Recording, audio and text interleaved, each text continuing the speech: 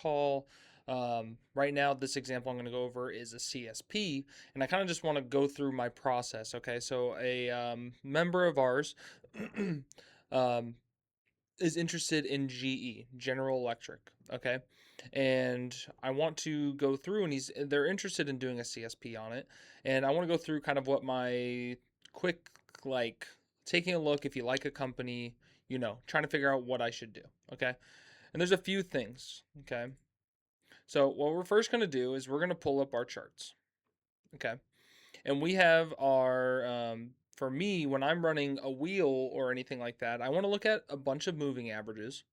Okay, because I want to make sure I'm not too far away, right? um I don't know one that's currently just super far away from moving averages. Maybe Kraken.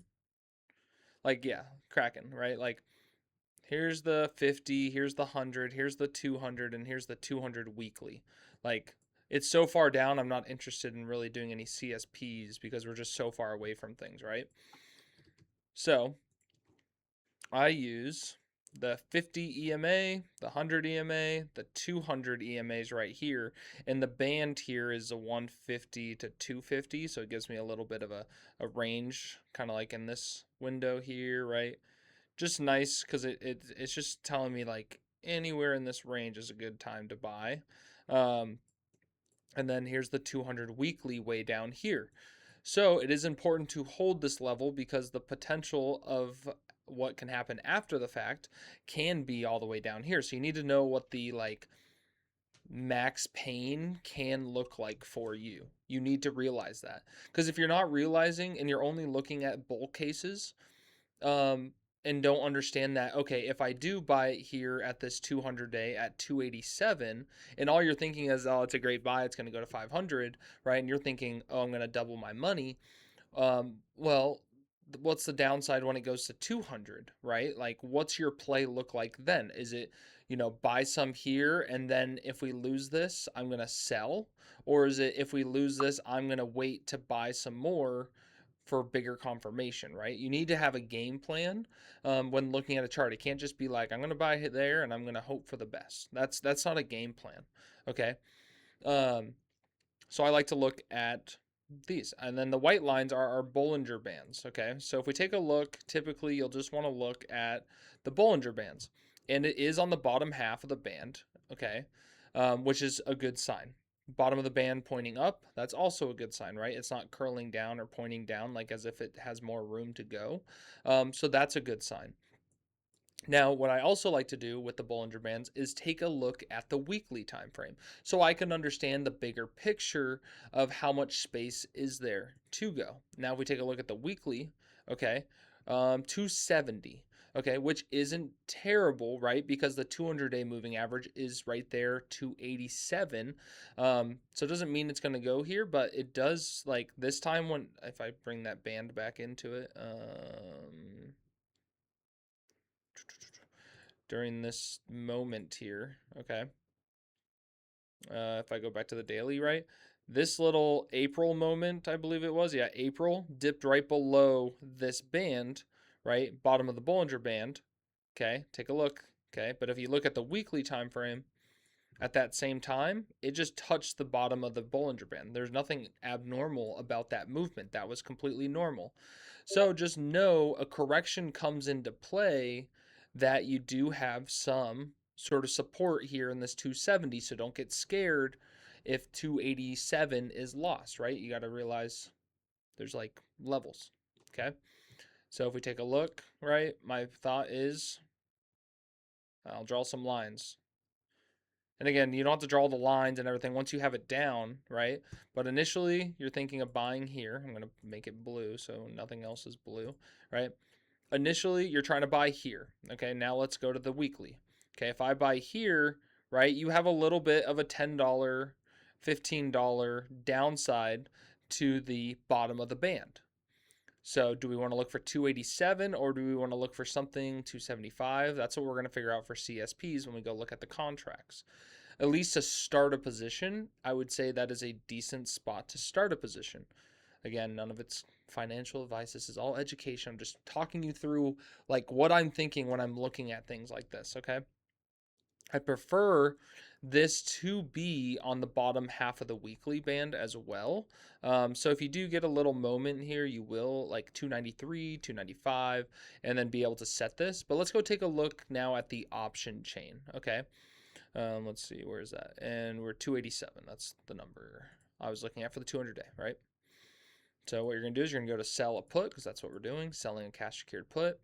And then we're going to go April 17th, 36 days. I like to use the third Monday. March 20th is not our third Friday. March 20th is just too close. So April 17th. Let's see if we can get to like a 287. So 280, okay, is a 21 delta. We like to do 30 deltas, which is 290 right now. But if we did get this to drop to the 295, we would see an opportunity to do a 280, okay? Or if you wanted to, depending on how many contracts you're doing, you could do 1 and 1 if you're doing 2 contracts, right? And that'd put you at an average of about 285 right in the middle, right?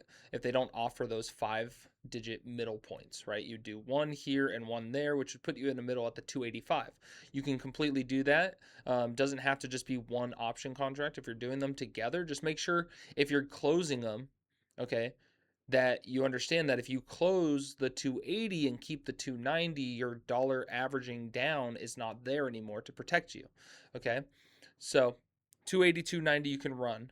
Okay. But like I said, you're going to have that downside. I would prefer to play the safe side, the 280, compared to a lot of other companies out there, right? This is near all-time highs, right? There's a lot of companies out there that are at 50%, 70%, 60% discounts right now, and this is near all-time highs. So it's not because it's a super good company, right? I mean it is, but it's not that, what am I trying to say? It's not I wouldn't want to It's not that I don't want to buy this, but for this to double compared to other ones just getting back to their previous highs, right? Most of them are double ups from where they are now to just getting back to their previous highs. So, right, the risk to reward. A lot of companies, for example, I'll just use SOFI, a 200 weekly weighted moving average, okay, on this one right now to get back to this point, which is a very strong support, is a 34% fall. SOFI, for example, has already done the majority of the fall and is a 16% downfall. Okay.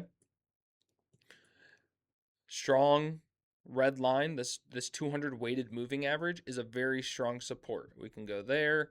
I'm sure we can find a bunch of them. I think, I don't know, not ONDS. Trying to think of, I have like a lot of like newer companies that are popular. Oh, Microsoft. Want to look at Microsoft? Let's look at Microsoft. 200 weekly, the red line right here. Okay. This 200 weighted weekly moving average, I'll just get rid of the other ones and I'll get rid of this. Okay. Anytime Microsoft has dipped below this has been an amazing buying opportunity. Okay. It doesn't happen very often, but when it does touch it, it's a very important time to probably start considering buying Microsoft. It's way below it. Give it a chance. Give it a shot. Boom. Below it, below it. Okay. So up, below, right? Anytime it's below this and then boom, came down back below it. Hold on, let me get this better. Back below it, boom, back below it, boom, back below it. Okay. Generational opportunities are built around this 200 week weighted moving average. Okay. So you need to understand that is when the tides turn, I guess, on the higher time frames, and we're going to go to that part next, it's very important to realize that is a very strong um, opportunity where a lot of companies can fall to, and that's where you really want to be loading up on it. So realizing that it's way up here and that 200 weekly weighted moving average is way down here, not saying that it's going to come touch it. It doesn't always touch very often, but when it does, it's important to realize, you know, but it does look like it's following the 50-day moving average, which would put you right at 278, 280. So that 280 can get to a 30 delta. That's when I like it because the premium is worth it. Okay, now if we take a look here at our other indicators, I know I got a lot going on and I'm sorry about it, but it's only here to help us, right? Let's see here. We have the RSI bearish, okay? Trending down, MACD, bearish divergence. Volume is still negative. It hasn't flipped to bullish. We still have the stochastic up here looking to trend down. The momentum has lost the moving average. Still got a bearish divergence on here. Okay. And we go to the monthly.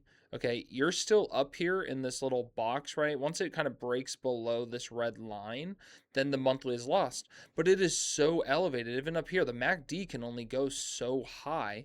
It's above its all-time high, it looks like, on the MACD by a large margin. So I have a hard time, for me, if I was in it, I have a hard time personally putting my money here just because it's so overextended on the monthly time frame. And if you take a look, while it's been going up, volume has been decreasing.